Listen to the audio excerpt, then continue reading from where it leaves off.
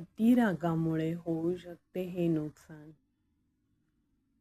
राग येणे हे स्वाभाविक आहे, पण जास्त रागाने तुमचे आरोग्य आणि तुमची नाती धोक्यात येऊ शकतात. अतिरागामुळे उच्च रक्तदाब तसेच हृदयविकाराचे प्रमाण वाढते. तुमच्या पचनसंस्थेवर परिणाम होऊन बद्धकोष्ठता आणि अपचन यांसारख्या समस्या निर्माण होतात. सततच्या रागामुळे डोकेदुखी आणि मायग्रेन यांसारखे आजार होतात. सतत चिडचिड वाढते, चिंता आणि कायमचे नैराश्य येऊ शकते. रागामुळे चांगल्या नात्यांमध्ये तणाव निर्माण होऊन ती नाती कायमची दुरावली जाऊ शकतात. सतत राग आल्याने लोकांच्या मनात तुमच्याविषयी नकारात्मक भावना वाढीस लागते. राग तुम्हाला इतरांपासून दूर घेऊन जाऊ शकतो.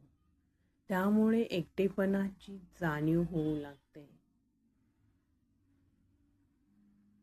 रागामुळे तुमची शांतता कायमची नष्ट होऊन तुमच्यामधील द्वेष वाढीस लागतात.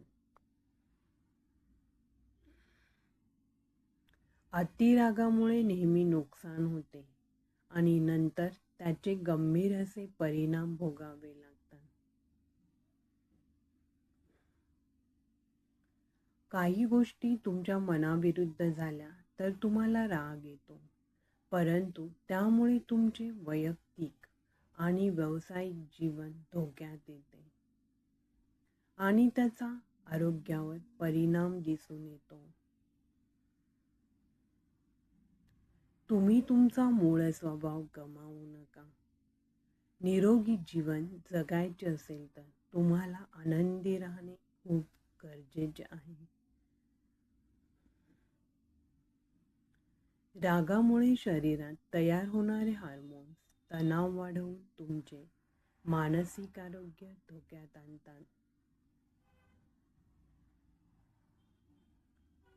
सततचा राग, चिंता यासारख्या नकारात्मक विचारांमुळे तुमच्या हृदयाला हानी पोहोचू शकते.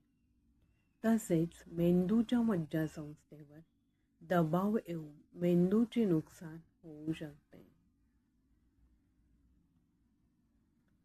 रागामुळे शरीरात कोर्टिसोलची पातळी वाढून पचनसंस्थेवर परिणाम होतो. तसेच पोटदुखी, झोप न लागणे यांसारख्या समस्या उद्भवतात. हा व्हिडिओ तुम्हाला आवडल्यास लाईक, शेअर करा. तसेच इन्स्पायर मराठी कॉर्नर या चॅनेलला सबस्क्राईब नक्की करा.